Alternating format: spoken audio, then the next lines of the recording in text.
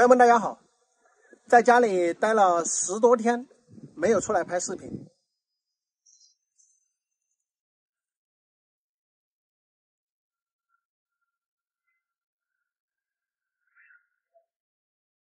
我还上不来了，我还咋的？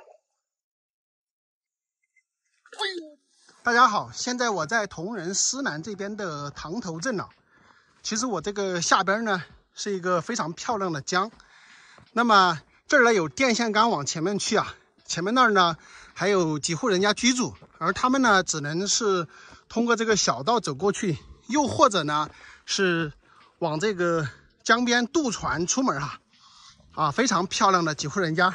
我们上一次来这里呢用无人机拍了一下，今天呢过去探访一下。他们这几户人家呢离公路并不远啊，我从那边公路走过来的，大概就是走个10分钟左右就能够走到这几户人家。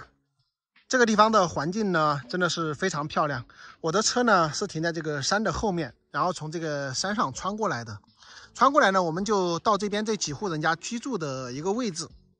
然后这儿呢好像是一个码头，我们上来看一看，这地方应该是一个码头啊，因为这个下边呢放着5、6艘船，这个呢是小船，那一艘呢好像还是一个客船，对吧？来看一下是不是一个码头，确实是一个码头啊。这边有写任家湾渡口啊，丰清任家湾渡口。那证明这个地方以前呢可能是一个码头啊，也就是周边可能好多人要坐船的，他有可能是走到这个地方来坐船。因为这儿呢只有3、4户人家这个呢是一个客船啊，上边还写有这个现在30人的这个字样，可见曾经这里应该是比较繁华的，对吧？那可以看到它这个地方呢应该是非常少的人过来啊，因为它这个门前呢都用这个网给拦住的，可能是预防这些鸡啊鸭的就是飞出来吧，对吧？那我怎么样进去呢？因为那边还有几家人，我是不是可以从这个江边走过去啊？走吧，试一下吧。哇，大家可以看看这个地方真的是太漂亮了，碧绿的水，背靠青山，对吧？很漂亮，一个世外桃源一般的地方。说实话特别羡慕这样的地方啊，我都希望有这么一个地方，可是很难这个河边那儿呢也飘着一个船，然后看一下这边非常美啊，我都挺羡慕有这么一个地方的。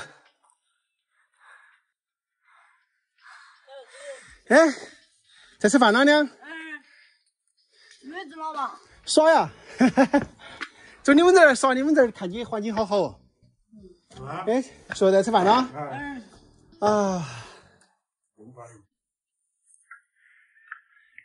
你看，正好碰到你们在吃饭。吃的吗？不用啊，不用，我坐会儿就行了，坐会儿就行了，因为我刚吃了，你在那还早哎呦，我就吃的哈。不用，你们吃就行了。老实的嘞。真的吃了。正好碰到你们吃饭我吃了，你们吃就行了。呀，还真的萝卜炖腊肉，是不是呀？都是吃的嘛。吃了，真的吃了。你们这里有3家吗？4家人哈？好，谢谢。是这个5家人。这儿是5家人。你们这里以前是个码头啊？以前是个码头啊？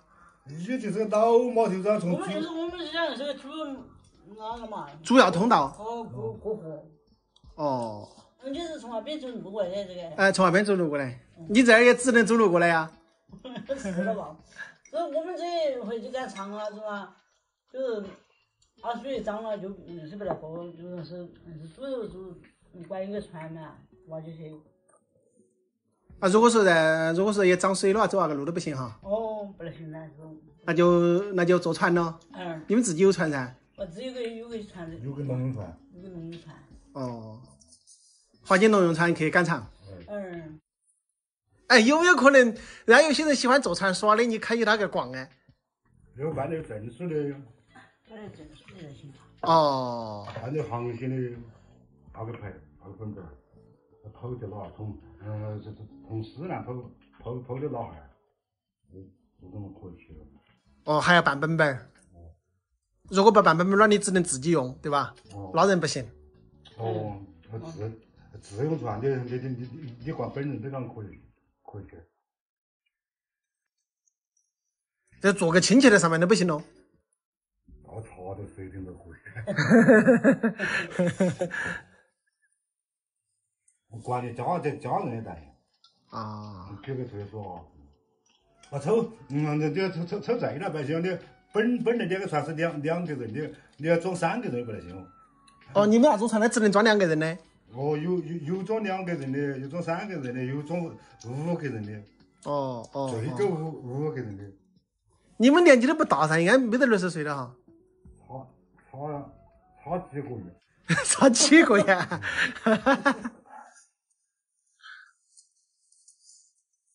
小孩儿都在外面打工。你家有几个呢？2个，女儿结婚了，儿子就是还没娶媳妇嘛。哦，儿子是小那个，儿子是小那个，小嘛才20岁，20多点嘛可能。我这个路就是这个路不通，像个女朋友来，好说来看路也不通。好那个人家老给来做这些地方嘛。咦，我跟你讲，你这个地方谈媳妇儿好谈得很，环境好的嘛，全部都可以坐船的嘛，真的。哪有车子了嘛？啊，有车子不要紧啦，有车子你还不是可以开到对面啊，去坐船过去就行了呀。有些好咦，他一定会找到，因为有很多人会喜欢这种地方。你看后面有山，前面有水，前面又可以坐船，几多安逸啊！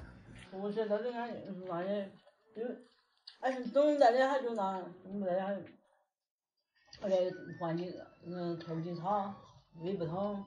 这种包子好吃哦，吃了不就坐船。等于在这里做起了，现在就没得啷个收入了，是吧？哎，就以前可以渡船的时候，那还可以有点收入哈，渡船。坐船有点收入嘛，涨得火，那船也不去渡了。现在这个又在挂到这个政策，10年禁渔区，鱼也不许狗了。哦，现在是不准打鱼，船也开不到。就纯粹就没拿收入了噻，我们。那假如说你要去办个船的证，那好办没啊？船的证出来之后好办。那你为哪个不办案呢？办这个噻。哦，你办的哟。哦。那就去跑船噻。你跑哪嘛？你不要装就是装的，你跑哪嘛？没人装的。哦。你说你这摊好安逸嘛？坐在坝子就可以欣赏到这个满江水。你说看得好。真的啊！哇，好多人想找这种地方找不到，尤其是住在城市的那些人，是吧？在家门口就可以见到这个漂亮的风景。你要爬下来就可以了。啊！走了，朋友们，你们说这个地方漂不漂亮吧？满江绿油油的水，然后他们呢是5家人，4栋房子呢就是住在这个江边，下边呢放了好几艘的船。特别遗憾的是，我准备让大叔开着船带我来转一转，但是他说是不行的，他们自己村民干活啊，或者说赶集是可以开自己的农用船去进行通航的，但是拉人是不行的。也可以看得出来，大叔他们的这个安全意识是非常非常的高哈。那我呢也只能就此作罢了，特别羡慕这么漂亮的一个地方哈。只不过呢，听大叔说他们现在好像没有多少收入啊，就是以前的话可以靠渡人过江，还有就是打鱼可以有一部分的收入，但是禁渔期开始之后，然后这个轮渡呢好像也不能渡人了，所以他们没有多少收入啊，现在也比较清闲。上一期视频的路道上，大家可能看到还有人走的痕迹，现在这个路就不大看得出来了吧，都是杂草铺垫在这个地上。那么边上为什么砍过森林火线啊？也就是森林护林员，他们呢会经常来走一走，把这些路道检查一下呢，然后有什么作用呢？就是为了经常来巡查山里面哈，因为要防火嘛。有很多人会问呢，说这个泰哥呀，你一个人走在这种深山老林，你怕不怕？其实不怎么怕，因为我本身就是大山里面生长的人，那么从小呢就在这种深山老林里面闲逛、砍柴呀、找东西啦等等，所以呢已经是习惯了。但是如果说你不了解大山的情况啊，对于这种方向感非常差的，那大家就不能随意的进山哈。一旦你迷路了的话，其实就挺难的，对吧？挺麻烦的。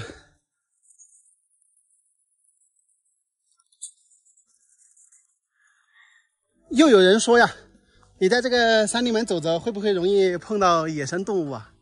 也容易啊。碰到过野猪，但是没拍到；碰到过野兔，当然也碰到过老黑，对吧？但是呢，还是比较少一点，因为这个野生动物嘛，很多也都是晚上出没啊，它这个白天呢可能在睡觉，是不是？跟咱们人呢它是相反的。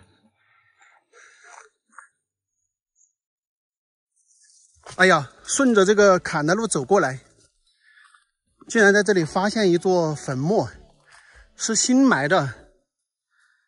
原来这条路砍过来是埋葬坟墓在这里的，看来我又走错了，应该是要走到上面一条去吧，对吧？这一条走错了，人家是在这个地方埋坟墓的，然后这里砍了一条小道过来，应该是上面一条没有砍过的，走上面一条啊。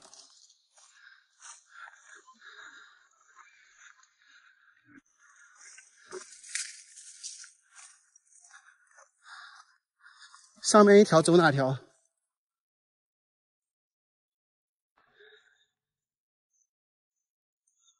这个地方都是他们埋坟墓的吗？那另外还有路呢？另外没路了吗？这里也过不去啊。你看这里砍了一下，过去在那边埋的一个新坟墓，那咱这个路是不是走错了？这个探无人村呢，探到人家坟墓区去了，在这个深山老林里面。难道上面哪儿还有路吗？我这个现在也没有看到路呢，是不是走错了？感觉好像走不过去了，朋友们，感觉好像走不过去了。再往前走一段啊，这个走着人家埋坟墓的地方去了。你说在这个大山之中真的是。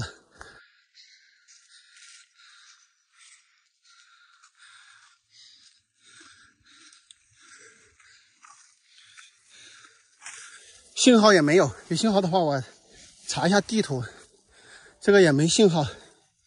这边我不知道还能走不？你们说还能走不，朋友们？那我是不是要到那个垭口去飞一下无人机，能不能拍到那个村庄，对吧？那就在这里转一下吧，转到那个垭口去吧。我走过来差不多已经走了半个多小时了，我天！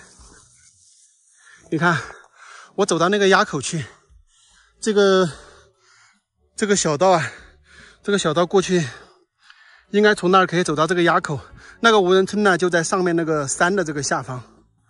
这种地方真的是，哎呦天，又热。走吧，我来都来了，但是这个路我估计想走到村子是比较困难了。怎么越走越没有路啊？越走越没路，这个路已经没有了，怎么走啊？怎么走啊？都没路了。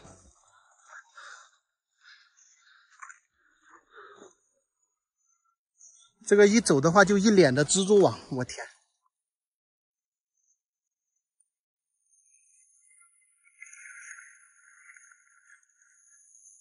我就是要走过去，航拍我也要走过去航拍一下呀，对不对？航拍我也要走过去航拍一下。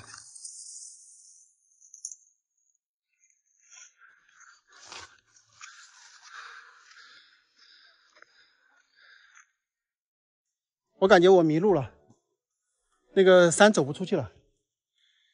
那边是大山，然后走一个弯是一个弯的，这里又有一个弯，我都不知道往哪里走去，所以不走了。因为我已经从最外面的地方走到这里，已经接近走了2个小时的路程了。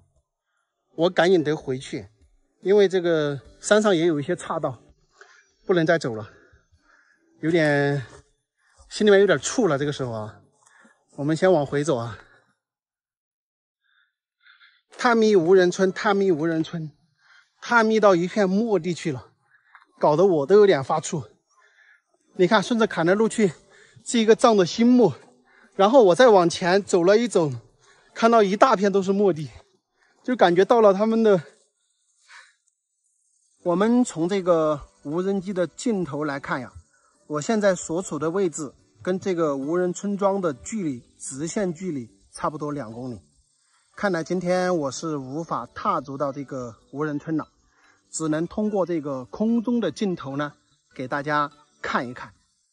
那么大家可以看看这个无人村庄呢，是处在一个山腰的位置，它的背后呢是非常高的山，村子的前面呢是一条很深的峡谷，包括对面呢都是群山环绕。所以这个地方在以前居住人的时候，真的会非常的艰难。他们要出山，要到镇上，步行走路最少要4、5个小时。因为现在的公路到达这里面步行的话都要2个小时，所以真的是很远很远、很偏远的地区。在没有搬迁出来之前的话，你想想去背一点肥料，背一点吃的，背一点物资什么的，你们想一下，来回一定是一整天，太艰难了。居住在这种大山里面的不易啊，可能真的只有住过的人才知道这种艰辛。每当看到这样的场景啊，都非常的感慨。搬出大山呢，也是村民的必然，因为在这个地方确实是生活太不方便了。但是离开这个地方呢，也算是背井离乡，而这一片被人们打扰上百年的区域呢，也将慢慢的回归大自然。朋友们会问，刚刚你看到粉末的那一刹那，你有没有害怕呢？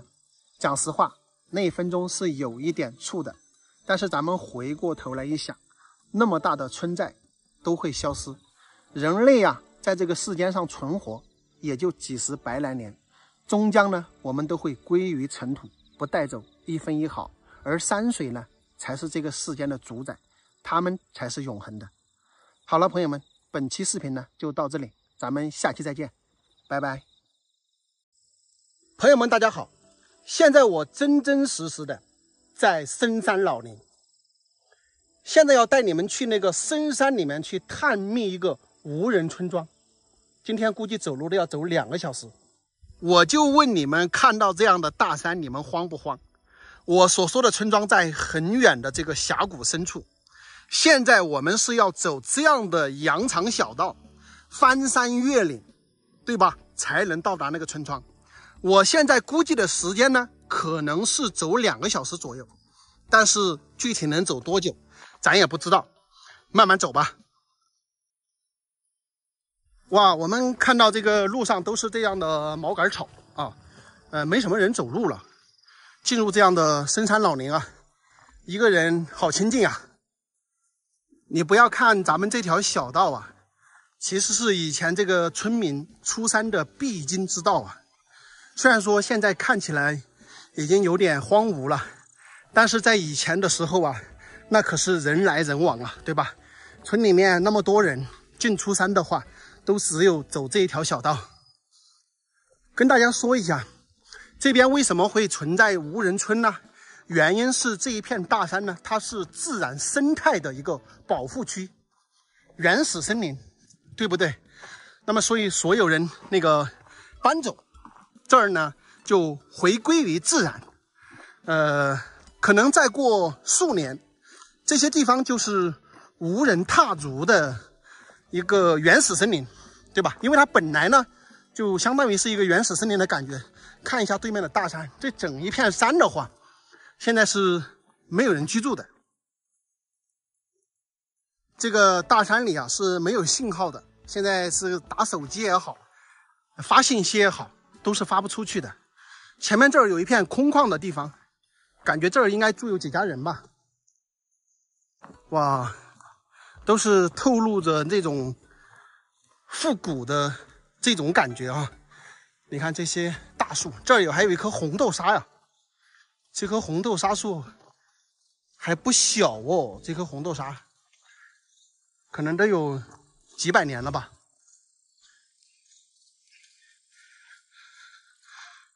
看一下，这儿呢住有几户人家，那么现在呢已经是破旧不堪的一些房子了。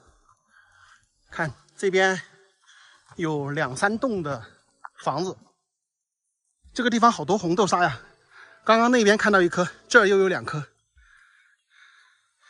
一般有这个红豆沙的地方呢，都有居住着人，但是现在没有住人了。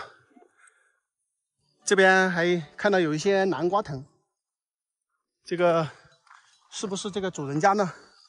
偶尔的会回来一下。确实是没有人居住了。他们这种瓜呢，也是随便丢在这里的一些种子吧。看看，现在就在这个大山之中，没有任何人的居住。当然，电是通的啊。那么房屋也是破烂不堪。这边呢是以前的一个牛栏猪圈，已经全部倒塌。那么现在我们还要继续向这个大山里面挺进啊，只有唯一的一条小道。咱们继续往前走啊，朋友们，继续往前走。这个地方好多红豆沙呀，感觉这个地方是一个红豆沙王国呀。这里又有几颗红豆沙，那里也是。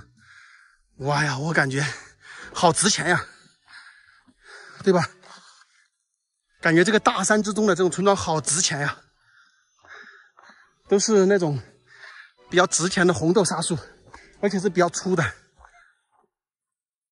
一个人走在这个大山里，感觉好清静啊，没有任何的声音，只能听到那些鸟叫一下，或者说哪个草丛中有个小动物蹦跶一下。这儿都是悬崖峭壁，然后咱们是要走这个崖壁的下方经过。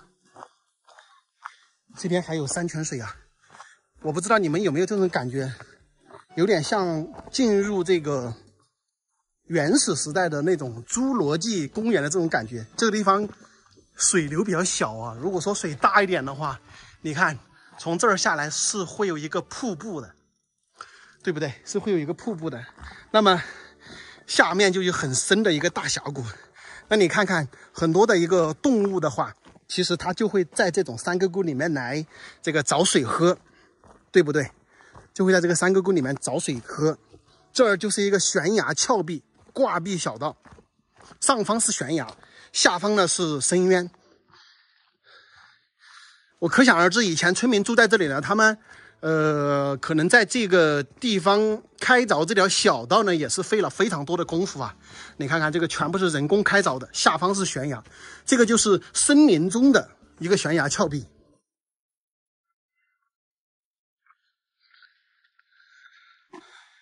啊，不容易啊，生长在大山不容易。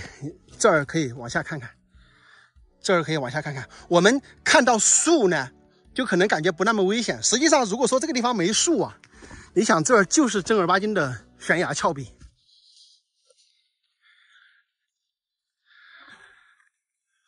你们看这个路，你们就看得出来吧，这是有非常多的人走的，以前哈，现在极少数。为什么还有这个人走动的痕迹呢？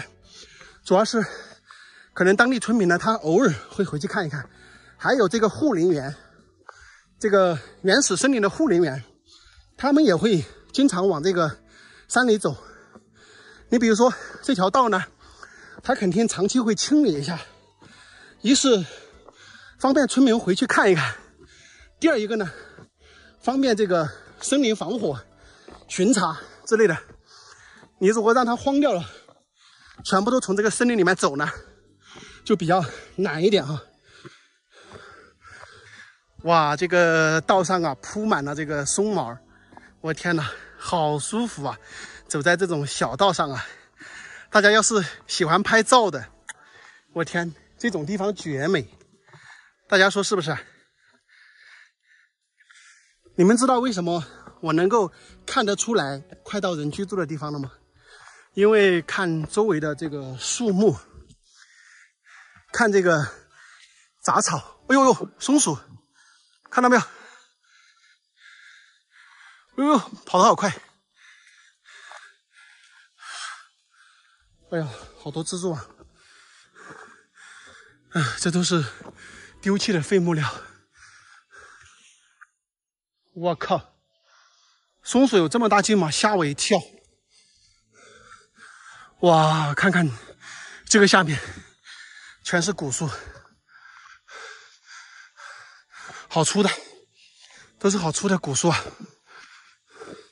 这边到了无人村了，